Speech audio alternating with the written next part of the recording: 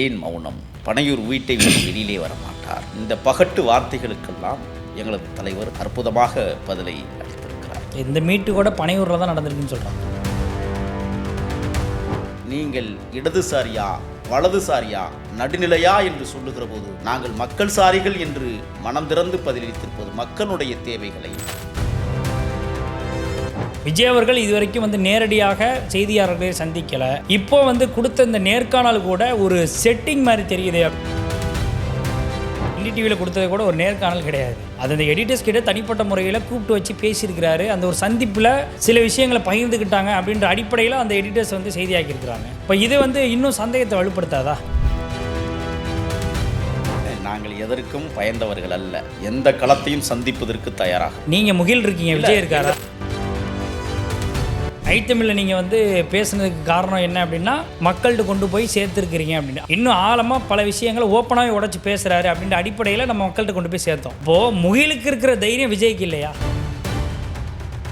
தரமணி பிரச்சனையை பற்றி பேசுவாரா முதலமைச்சர்? துணை முதலமைச்சர் பேச வேண்டியது வாய் எங்கே போணுச்சு? நான் கேட்குறேன். தினந்தோறும் படுகொலைகள் நடந்து கொண்டிருக்கிறது. ஆனால் அன்றாடம் நடக்கக்கூடிய இந்த அவலங்கட்ட ஆட்சியில், துப்புக்கட்ட ஆட்சியில் தினந்தோறும் பிரச்சனை. பீகார் குடும்பம் உயிரிழந்த விவகாரத்தில் அது பீகாரை சேர்ந்த ஒரு 5 நபர்கள் கைது செய்யப்பட்டிருக்கிறாங்க. பீகாரை பாருங்கள், பீகாரை பாருங்கள், பீகாரை பாருங்கள். இங்கே பேசிக்கிட்டு இருக்கிறீங்க. பீகார்ல இருந்து பிழைக்கு வந்தவன் இந்த கதியில் ஆளாயிருக்கிறான். என்ன சாதாரண காலணிகளை தைக்கிற காலனி வீடுகளில் இன்றைக்கு கம்பீரமாக தமிழக வெற்றி கழகம் கொடி பறந்து கொண்டிருக்கிறது என்றால் அது எனக்காக அல்ல, தலைவனுக்காக என்பதை நான் புரிந்து கொண்டிருக்கிறேன்.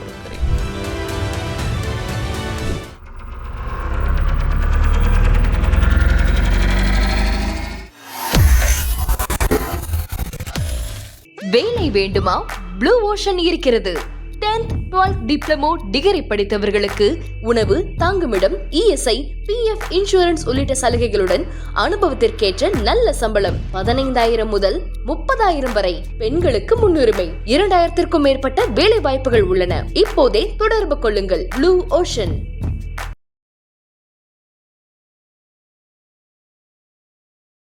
ஐத்தமிழர்களுக்கு வணக்கம். இன்றைய சிறப்பு நேர்காணலில் நம்மோடு இணைந்திருப்பவர் தமிழக வெற்றி கழகத்தின் செய்தி தொடர்பாளர் திரு முகில் அவர்கள். அவரிடம் நடப்பு அரசியல் குறித்து விவாதிக்கலாம். வணக்கம். வணக்கம். எப்படி இருக்கீங்க?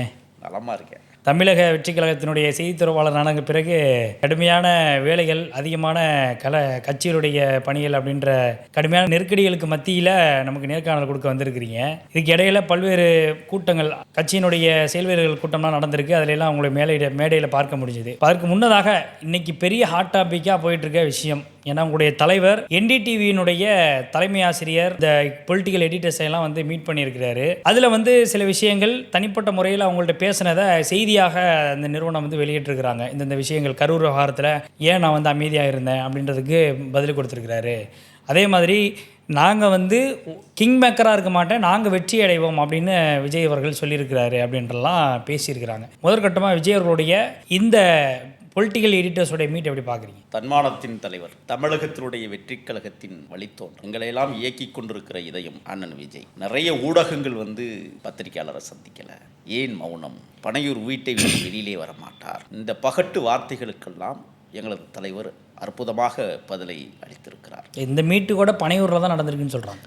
இருக்கட்டும், எங்கே வேணாலும் வீடு இருந்தால் அங்கே தானே நடக்கும், வீதியிலே நடத்த முடியும். எங்கள் தலைவர் சொல்லுகிறார், ஒரே ஒரு தேர்தலுக்காக மட்டும் நாங்கள் வரவில்லை, நீண்டகால அரசியல் தேர்தலுக்காக எங்களை ஒப்படைத்திருக்கிறோம் என்று அற்புதமாக அந்த பேட்டியில் பேசுகிறாங்க. இது எவ்வளவு பெரிய அறிவார்ந்த அரசியல் தன்மையை உள்வாங்கி கொண்டிருக்கிறார் என்பதை எதிரிகளுக்கும் துரோகிகளுக்கும் உணர்த்துகிற பேட்டி. ரெண்டாவது அவர் சொல்றார், யாரையும் ஆள்வதற்காக நாங்கள் அவதரிக்கவில்லை, மக்களை நாங்களே ஆள்வதற்காக அவதரித்திருக்கிறோம் என்று பேசுகிற தன்மை. ஜனநாயகம் எவ்வாறெல்லாம் தலை தோங்கப்படுகிறது என்பதை பறைசாற்றி இருக்கிற பண்புள்ள தலைவராக எங்கள் தலைவர் விஜய். இன்றைக்கு நீங்கள் குறிப்பிட்டதை போல என்டிடிவி தொலைக்காட்சியிலே அவர் வார்த்தைகளை அளந்திருக்கிறார் என்பதை விட வார்த்தைகளை வைரமாக்கியிருக்கிறார் என்பதை பொருத்தமாக இருக்கும். அது மட்டுமல்ல, கரூர் சம்பவத்தை பற்றி அவர் பேசுகிற போது சொன்னார், இப்படி ஒரு சம்பவத்தை நடத்துவார்கள் அல்லது நடக்கும் என்று நான் ஒருபோதும் கனவில் கூட நினைத்ததில்லை என்று அவர் கையை பிசைந்து கண்ணீர் கலங்க பேசி பேசுகிற அந்த பேச்சு 41 உயிர்கள் எங்கள் இல்லங்களில் மடிந்திருக்கிறது. எங்கள் இயக்கத்தை வழிநடத்தக்கூடியவர்களே அந்த 41 பேர் தான். அவர்கள் விட்டு சென்ற அந்த சுவாச காற்றுகளை சுவாசிக்கிற தன்மையை தமிழக வெற்றி கழகத்திற்கு தந்திருக்கிறார்கள். இன்னமும் அந்த பாதிப்பிலிருந்து நாங்கள் மீளவில்லை என்று எங்கள் தலைவர் சொல்லுகிற வார்த்தை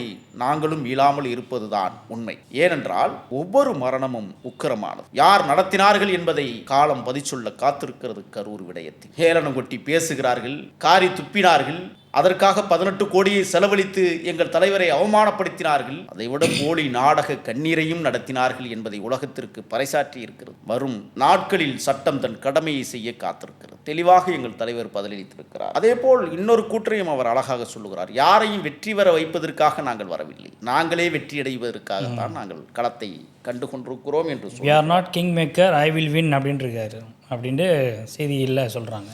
அப்போ நான் கிங் மேக்கராக செயல்படுவதை விட மக்கள் தொண்டனாக பணியாற்ற வந்திருக்கிறேன் என்பதுதான் பண்புள்ள பதிலாக இருக்கிறது. இன்னொன்றையும் அவர் தன்னுடைய அந்த கூற்றுக்களில் சொல்லுகிறார். மிக முக்கியமானது, நீங்கள் இடதுசாரியா வலதுசாரியா நடுநிலையா என்று சொல்லுகிற போது நாங்கள் மக்கள் சாரிகள் என்று மனம் திறந்து பதிலளித்திருப்பது மக்களுடைய தேவைகளை, மக்களுடைய துன்பங்களை, துயரங்களை, அவர்கள் படுகிற இன்னல்களை தனதாக்கி கொண்டு போராடுவதற்கு ஒரு இயக்கம் தமிழ்நாட்டில் உருவெடுத்திருக்கிறது என்றால் அது தமிழக வெற்றி கழகம்தான் என்பதை மீண்டும் ஒரு முறை பறைசாற்றுகிற பண்பாளர் எங்கள் தலைவர் விஜய் ஏழைகளின் பக்கம் நிற்பதை நான் உணர்கிறேன். உங்களுக்கு ஒரு செய்தியை நான் சொல்லணும்னு நினைக்கிறேன். நான் கருவேலங்காட்டின் கடைசி வீட்டில் பிறந்தவன். ஆடு மாடுகளை மேய்த்தவன் 5 வயதிலிருந்து. 10ஆம் வகுப்பிலிருந்து செங்கச்சூளையில் பணியாற்றியவன். தலைமறைவு வாழ்க்கையில் நான் ஆட்டுத்தோடு மாட்டுத்தோலுக்கு உப்பு போடுற கவுச்சி வேலையை செய்தவன். என்னை இன்றைக்கு மாநில செய்தி தொடர்பாளராக ஒரு மாபெரும் மகத்தான தலைவர் அறிவித்திருக்கிறார் என்றால் கடைக்கோடி மக்களும் கண் திறக்க வேண்டும் என்பதிலே கவனமாக இருந்து கொண்டு ஒரு ஏழையை இன்றைக்கு உயர்ந்த இடத்தில் வைத்திருக்கிறார் என்றால் எவ்வளவு பெரிய சாமர்த்தியம். நான் காலம் முழுவதும் அந்த தலைவனுக்கு கடன் பட்டிருக்கிறேன். ஏன்? என்னை வளர்த்த தந்தை வீடு ஐத்தமிழ் உணர்கிறேன். இந்த இடத்தில் என்னை கொண்டு வந்து நிறுத்தியிருக்கிறீர்கள். உங்களுக்கெல்லாம் நான் இந்த நேரத்தில் நெஞ்சார்ந்த நன்றியை உறுத்தாக்குகிறேன். காரணம், என்னுடைய பேச்சுக்கள், என்னுடைய செயற்பாடுகள் மூளை முடுக்கெல்லாம் சென்று சேர வேண்டும் என்பதிலே கவனமாக இன்று வரை பணியாற்றி கொண்டிருக்கிற ஐத்தமிழ் என்னை உயர்ந்த இடத்தில் வைத்திருக்கிறது என்பதை உளப்பூர்வமாக நான் அறிவிக்கிறேன். காரணம், என் தலைவரை நான் சந்திப்பதற்கு உந்து சக்தியே ஐத்தமிழ் என்பதை மீண்டும் நினைவுபடுத்துகிறேன். எனக்கு சில நேரம் கண்ணீர் வரும். நான் கடந்து வந்த பாதையை திரும்பி பார்த்தால் அவமானங்களும் ஏளனங்களும் இருமாப்புகளும் காரியுமிழ்தலும் ஏராளம் ஏராளம் ஏராளமே. ஆக ஒரு கடை தொண்டனுக்கு, கருவேலங்காட்டில் பிறந்தவனுக்கு மாநில செய்தி தொடர்பாளர் என்கிற ஒரு மாபெரும் பதவியை கொடுத்து அழகு பார்த்து அந்த பதவிக்கு மரியாதை சேர்க்கிற இடத்தில் என்னை ஒப்படைத்திருக்கிறார் என்றால் இதுதான் என் தலைவன் ஏழைகளுக்காக வாழ்கிற உன்னத தலைவன் என்பதை இந்த உள்ளம் உறுதியெடுத்து கொண்டிருக்கிற வகையில் எனது உயிர் இருக்கிற வரை தமிழக வெற்றி கழகத்திற்காக மடிவேனே தவிர வேறு எதற்காகவும் அல்ல. நான் களம் பல கண்டவன். ஆனால் இந்த களம் எனக்கு புதிதாக இருந்தாலும் கற்றுக்கொண்டிருக்கிறேன். எளியவர்களும் வலியவர்களும் என்னை வழிநடத்த காத்திருக்கிறார் என்றால் மிகையாகாது. அப்படிப்பட்ட ஒரு தலைவனை நான் அடைந்திருக்கிறேன் என்றால், நான் அண்மையில் ஒரு ஊருக்கு போனேன், ஈரோடு மாவட்டத்துக்கு. நான் தலைமறைவாக இருந்த காலகட்டங்களில் என்னோட உறவாக இருந்த ஒரு கிராமத்திற்கு சென்றேன். சாதாரண குக்கிராமம். இன்னும் சொல்ல போனால் காலணிகளை தைக்கிற காலனி குடும்பங்கள். நான் ஓரிரு நாட்கள் அங்கே போய் நண்பர்களோடு மகிழ்ச்சி கொள்வது உண்டு. நான் போனதும் ஆளுயர மாலையை அணிவித்து ஆச்சரியமாக இருந்தேன். நான் போனது என் நண்பனின் தாய்க்கு இல்லை, எனது இன்னொரு தாய்க்கு உடல்நலம் சரியில்லை என்று தகவல் வந்தவுடன் ஓடிப்போய் பார்க்க வேண்டும் என்று போனேன். போன இடத்தில் தாரை தப்பட்டை முழங்க மாலை அணிவித்து மரியாதை செலுத்தி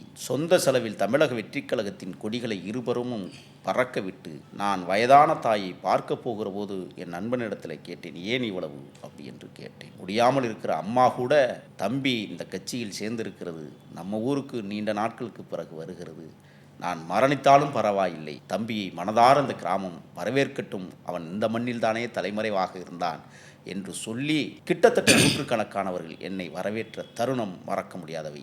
ஏன் இதை சொல்லுகிறேன் என்றால், சாதாரண காலணிகளை தைக்கிற காலனி வீடுகளில் இன்றைக்கு கம்பீரமாக தமிழக வெற்றி கழகம் கொடி பறந்து கொண்டிருக்கிறது என்றால் அது எனக்காக அல்ல, என் தலைவனுக்காக என்பதை நான் புரிந்து கொண்டிருக்கிறேன். ஆக மாபெரும் மக்கள் புரட்சியாக, மக்கள் திரட்சியாக இன்றைக்கு கிராமங்களில் தமிழக வெற்றி கழகம் பீடு நடை போடுகிறது என்பதை உலகம் உணர்ந்து கொள்ளும் என்றே நான் நம்புகிறேன். ஆக இப்படி ஒரு தருணத்தில் எங்கள் தலைவர் NDTV தொலைக்காட்சியில் தன்னுடைய சாதுரியமான, ஆக்கப்பூர்வமான, ஆணித்தரமான பதில்களை அடுக்கியிருக்கிறார் என்றால் ஊடகங்களுக்கு செய்தியாகவும் இருக்கிறது, ஊடகங்கள் கேட்ட கேள்விகளுக்கும் பதிலாக இருக்கிறது. இந்த சந்திப்பு அப்படிங்கிறது உண்மையிலேயே வந்து வரவேற்கக்கூடிய விஷயம் அப்படின்னு ஒரு பக்கம் பார்த்தாலும் கூட, இன்னொரு பக்கம் இது மிகப்பெரிய அளவிலான ஒரு நரேட்டிவ் செட் பண்ணுறதுக்கான ஒரு வேலையை தான் இன்றைக்கி தாவேகா பார்க்குறாங்க. விஜய் அவர்கள் இதுவரைக்கும் வந்து நேரடியாக செய்தியாளர்களை சந்திக்கலை. இப்போ வந்து கொடுத்த இந்த நேர்காணல் கூட ஒரு செட்டிங் மாதிரி தெரியுது அப்படின்ற ஒரு விமர்சனம் தானே. ஏன்னா நேரடியாக ஒரு நேர்காணல் அப்படின்னா அது வேறு மாதிரியான ஒரு தோற்றத்தை உருவாக்கும். அவர் என்ன பதில் சொல்லியிருக்காருன்னு மக்கள் நேரடியாகவே பார்ப்பாங்க. ஆனால் ஒரு செய்தி தனிப்பட்ட முறையில் அந்த சேனலோட எடிட்டர்ஸ் கிட்ட பேசியிருக்கிறாங்க, அதை வந்து இவங்க செய்தியாக்குறாங்க. அப்படிங்கிறப்போ அப்போ அந்த சேனல் மேலேயும் ஒரு சந்தேகம் ஏற்படுதுல்ல. இப்போ ஏதோ ஒரு வகையில் இவங்க விலை போயிருக்கிறாங்களோ அப்படின்ற கேள்வி வருது. தமிழக வெற்றி கழகம் யாரையும் விலை கொடுத்து வாங்க வேண்டிய அவசியமோ என்னமோ இல்லை. ஒன்று. ரெண்டாவது, எங்கள் தலைவர் சாதாரணமாக நண்பர்கள் சந்திக்கிறார் என்றால் ஏன் உலகளாவிய பிரச்சனைகளை கேள்வியாக வைக்க வேண்டும்? ஏன் தமிழ்நாட்டில் சிதைந்து போய் கிடக்கிற சட்ட ஒழுங்கை பற்றி கேள்வி கேட்க வேண்டும்? புரிகிறதா உங்களுக்கு? ஆக இன்றைக்கு காலம் உணர்த்தி இருக்கிறது. பேச வராவிட்டாலும் ஏன் பேச வரவில்லை என்கிறது காசு வாங்கிய ஊடகங்கள், ஆளுங்கட்சியிடம் அடிமையாகி போயிருக்கிற ஊடகம். வந்தால் இது போன்ற ஒரு நரேட்டிவை செட் பண்ணுவதற்காக தமிழக வெற்றி கழகம் விலை கொடுத்து வாங்கியிருக்கிறது என்றும் பேசுகிறார்கள். என்னதான் பண்ண சொல்றீங்க? தமிழ்நாடு நேரடியாக விஜய் அவர்கள் பேசிட்டு அந்த பிரச்சனை இல்லையே. அதான் பேசிக்கிட்டு தானே இருக்கிறார். என்னைக்கு பேசலாம்? நேரடியாக பேசலை அப்படிங்கிற விமர்சனம் மக்கள் தொடர்ந்து மக்கள் மத்தியில் இருக்கக்கூடிய ஒரு விஷயம்தான். ஏன்னா செய்தியாளர் சந்திப்பை நேரடியாக நடத்தலை. நீங்கள் சொல்கிறது போல் என்டிடிவியில் கொடுத்தது கூட ஒரு நேர்காணல் கிடையாது. அது அந்த எடிட்டர்ஸ் கிட்ட தனிப்பட்ட முறையில் கூப்பிட்டு வச்சு பேசியிருக்கிறாரு. அந்த ஒரு சந்திப்பில் சில விஷயங்களை பகிர்ந்துக்கிட்டாங்க அப்படின்ற அடிப்படையில் அந்த எடிட்டர்ஸ் வந்து செய்தியாக்கியிருக்கிறாங்க. இப்போ இது வந்து இன்னும் சந்தேகத்தை வலுப்படுத்தாதா? இது தாவேகா மேலே ஒரு சந்தேகத்தை ஏற்படுத்தாதா? சந்தேகம் அல்ல, பார்ப்பவர்களின் கண்ணில் ஏதோ குறைபாடு இருப்பதை உணர்கிறேன். அவர் சாதாரணமாக பேசினாலும் இன்னைக்கு அரசியலாக்கப்படுகிறது. நாம இப்போ நீங்கள் அரசியல் ஆக்கிட்டீங்கல்ல, நான் பதில் சொல்கிறேன்ல, சாதாரணமாக பேசியது. அரசியல் தலைவர் பேசினாலும் அவருடைய நடவடிக்கை, அவருடைய முகபாவனை எல்லாமே அரசியலுக்கு உட்பட்டது தான். அதுதான் அப்போ எங்கே பேசினாலும் அது அரசியலாக்கப்படுகிறது. அப்போ சாதாரண எடிட்டர்கிட்ட பேசினார் அப்படிங்கிறதெல்லாம் இல்லை. ஒரு சாமானிய எடிட்டர்கிட்ட பேசியிருப்பது கூட இந்த தமிழ்நாட்டில் ஒரு மிகப்பெரிய சாதனையாக பேசப்படுகிறது என்றால் எங்கள் தலைவர் எந்த உயரத்தில் இருக்கிறார் என்பதை இல்லை. இதில் வந்து கரூர் விவகாரத்தில் பதில் சொல்லியிருக்கிறாரு அப்படின்னு சொல்கிறாங்க. இன்னொரு பக்கம் நீங்கள் எந்த பக்கம் இருக்கிறீங்க, வலதுசாரியா இடதுசாரியா இல்லை நடுநிலையா அப்படின்ற கேள்விக்கும் பதில் சொல்லியிருக்கிறாரு அப்படின்றீங்க. அதை தாண்டி நாங்கள் வந்து கிங் மேக்கர் கிடையாது, எந்த கட்சியை நாங்கள் வளர்த்து விட வரல, நாங்கள் வின் பண்ணுவோம், நாங்கள் வெற்றி அடைவோம், தமிழக வெற்றி கழகத்தினுடைய நோக்கம் அதுதான் அப்படின்னு விஜய் சொல்கிறாருன்னு ஒரு செய்தி வருது. இதையெல்லாம் நேரடியாக நேர்காணலில் சொல்கிறதுல என்ன பிரச்சனை? இப்போ கட்சி பணி, தேர்தல் பணி மிக தீவிரமாக போய் கொண்டிருக்கிறது. இப்போ கொஞ்ச நேரத்துக்கு முன்னாடி தேர்தல் பிரச்சார குழு சட்டப்பிரிவை எங்கள் தலைவர் நியமித்திருக்கிறார். ஒவ்வொரு அடியாக எடுத்து வைக்கிறார். ஒவ்வொரு மண்டலமாக இப்பொழுது எங்களது இன்னைக்கு தேதி வந்து 31, நாளையிலிருந்து பார்த்தீங்கன்னா எங்கள் தேர்தல் அறிக்கையை தயார் செய்வதற்கென்றே ஒரு குழுவை அமைத்து கிராமங்கள் தோறும் போய் மக்களிடத்தில் என்னென்ன குறைபாடுகள் இருக்கிறது, எந்த மாதிரி ஆட்சி நிர்வாகத்தை அமைப்பது என்பதை எளியவர்களிடம் கேட்டு அதுதான் எங்களுக்கு தேர்தல் அறிக்கை வர இருக்கிறது என்பதையும், மற்ற கட்சிகள் மாதிரி அல்ல, நாங்கள் மாற்று ஒரு கட்சியை சார்ந்தவர்கள், வித்தியாசமா எல்லாத்தையும் எங்க தலைவர் பண்ண நினைக்கிறேன். இப்ப இல்ல வித்தியாசமா பண்றதே இல்ல, வித்தியாசமா பண்றது அப்படி நடைமுறைக்கு எது ஒத்து வருகிறதோ அதை செய்கிறோம். அதைத்தான் சொல்றேன். இப்போ நடைமுறைக்கு ஒத்து வருது அப்படின்னா மக்கள்கிட்ட நேரடியான கனெக்ட் அப்படின்றது மீடியா. ஏன்னா இந்த ஊடகத்தின் மூலமாக தான் முகிலவர்களே இன்னைக்கு வந்து வெளியில் வந்திருக்கிறீங்க. இப்போ கொஞ்ச நேரத்துக்கு முன்னாடி கூட ஐத்தமிழில் நீங்கள் வந்து பேசுனதுக்கு காரணம் என்ன அப்படின்னா மக்கள்கிட்ட கொண்டு போய் சேர்த்துருக்கிறீங்க அப்படின்னு. அப்போது முகிலுக்கு அந்த பிளாட்ஃபார்மை கொடுத்ததுக்கு காரணம் என்ன அப்படின்னா முகில் அவர்கள் சில விஷயங்களை நேரடியாக பேசுகிறாரு, அரசு செய்யக்கூடிய தவறுகளை சுட்டி காட்டுறாரு, இன்னும் ஆழமாக பல விஷயங்களை ஓப்பனாகவே உடச்சி பேசுகிறாரு அப்படின்ற அடிப்படையில் நம்ம மக்கள்கிட்ட கொண்டு போய் சேர்த்தோம். இப்போது முகிலுக்கு இருக்கிற தைரியம் விஜய்க்கு இல்லையா? இல்லை, நீங்கள் இந்த கேள்வி கேட்பதே தவறான. எங்கள் தலைவர் பத்திரிகையாளர்களை சந்திக்கவில்லை என்பது தவறு, மக்களை சந்தித்து கொண்டிருக்கிறார். தினந்தோறும் நீங்கள் வந்து இன்னும் அதை பார்க்கலாம். பத்திரிகையாளர் என்பது, நான் உங்களுக்கு ஒன்று சொல்கிறேன், பொதுக்குழு செயற்குழு இன்றைக்கு மாமல்லபுரத்தில் நடைபெற்ற போது எத்தனையோ பத்திரிகையாளர்கள் படம் பிடித்தார்கள். பேசாமல் இருப்பதை பற்றி மற்றவர்கள் பேசுகிறார்களே, அதுதான் பத்திரிகையாளர் சந்தி. இல்லை, அதைத்தான், அதை பேச விட்டு வேடிக்கை பார்க்குறாரு, அதை பார்த்து ரசிக்கிறாரு, பார்த்து ரசிக்கிறார். பிள்ளைகளை வளர்த்து விட்டுருக்கார். இப்போ என் போன்ற குழந்தைகளை வளர்த்து விட்டுருக்கிறார். நாங்கள் பேசி கொண்டிருக்கிறோம், எப்படி பேசணும்னு எனக்கு உத்தரவிடுகிறார். எந்த மாதிரி வந்து ஊடகங்கள் இப்போ எங்களுக்கு பயிற்சி கொடுக்குற ஒரு மிகப்பெரிய ஆசானாக, பேராசானாக, இன்னும் பேராசிரியராக பணியாற்றி கொண்டிருக்கிறாரோ அவர் எப்படி பேசுவார்னு கொஞ்சம் யோசிச்சு பாருங்க. இல்லை, இப்போ நடக்கக்கூடிய அன்றாடம் நடக்கக்கூடிய விஷயங்களை அட்ரஸ் பண்ணுறது, நீங்கள் ஒரு செய்தி தொடர்பாளர்கள் பேசுகிறது அப்படிங்கிறது வேறு. ஒரு கட்சியினுடைய தலைவர் முக்கியமான இஷ்யூஸில் உடனே ரியாக்ட் பண்ணுறது அப்படிங்கிறது வேற. ரெண்டுக்கு வித்தியாசம் இருக்குது. அது நீங்கள் உணர்ந்திருப்பீங்கன்னு நினைக்கிறேன். இல்லை ஆனால் இல்லை இந்த விவகாரத்தை பொறுத்த வரைக்கும், இந்த விவகாரம் மட்டும் நான் குறிப்பிட்டு இதை மட்டும் சொல்லலை, பொதுவாகவே தமிழ்நாட்டில் நடக்கக்கூடிய பிரதான விஷயங்களை அட்ரஸ் பண்ணுறதில்ல. மிகப்பெரிய அளவில் ஒரு தேக்கம் விஜய் அவர்கள்ட்ட இருக்கு, ஒரு தயக்கம் இருக்கு, இன்னும் ஒரு படி மேலே சொல்லப்போனால் ஒரு பயம் இருக்கா அப்படின்ற ஒரு கேள்வியும் வருதில்லை. நாங்கள் எதற்கும் பயந்தவர்கள் அல்ல, எந்த களத்தையும் சந்திப்பதற்கு தயாராக. நீங்க முகில் இருக்கீங்க, விஜய் இருக்காரா? தலைவர் இருக்கிறார். எங்களை இயக்குவது யார்? நான் இன்னைக்கு வந்து பேசுறேன்னா அதை இயக்குவது யார்? நான் இங்க வந்திருக்கிறேன்னு சொன்னா அதை அனுப்புவது யார்? எங்கள் தலைவர் தான். அவர் எங்களை இயக்கி கொண்டிருக்கிறார். இல்ல ஒவ்வொரு எப்போதுமே இல்ல பாருங்க, ஒரு செய்தி, குழந்தை அழுகும் தாய்தான் பாலூர், குழந்தையை பாலை சுரக்க முடியும். நாங்கள் இந்த மக்களுக்காக அழுகிறோம். எங்களை இயக்க வைப்பது எங்கள் தாய் விஜய். நாங்கள் இயங்கிக் கொண்டிருக்கிறோம். எங்கள் தாய் எங்களை தாளாட்டினாலும் தூங்காமல் நாங்கள் இந்த மக்களுக்காக உழைத்துக் கொண்டிருக்கிறோம் என்றால் எங்கள் தலைவர் எவ்வளவு சாதுரியமாக எங்களை இயக்கிக் கொண்டிருக்கிறார் என்பதை நான் கண்கூடாக பார்த்திருக்கிறேன். ஒன்று. ரெண்டாவது ஒரு விஷயம், பொதுக்குழு செயற்குழு மட்டுமல்ல, இனிமேல் வர இருக்கிற நாட்கள் அதிர காத்திருக்கிறது என்பதையும் உங்களுக்கு நான் புரிய வைக்கிறேன். பிப்ரவரி 2வது வாரத்தில் வேலூர் மாநகரம் அதிர காத்திருக்கிறது. பொறுங்க. அதற்கு முன்னாலேயே சேலம் அதிர்கிறதுக்கான சூழலை உருவாக்கி கொண்டிருக்கிறார்கள் எங்கள் முன்னோடி. இன்னி சும்மா விட போறதில்லை நாங்கள். ஏன்னா கரூர் பிரச்சனைக்கு அப்புறம் எங்களை இயங்க விடாமல் இந்த அதிகார வர்க்கமும் ஆளுங்கட்சியும் தொடர்ந்து வஞ்சித்து, தொடர்ந்து முட்டுக்கட்டை போட்டு, தொடர்ந்து எங்களை இயங்க விடாமல் செய்தார். உங்களை மீடியா முன்னாடி பேசக்கூடாது, இல்லை பேச முடியாதுன்னு சொல்லி ஏதாவது ரெஸ்ட்ரிக்ட் பண்ணாங்களா? ஏதாவது தடை போட்டாங்களா? இல்லை விஜய் அவர்கள் பேசக்கூடாது, கரூர் விவகாரத்தில் பேசக்கூடாதுன்னு சொன்னாங்களா? இல்ல இது எதையுமே சொல்லலை.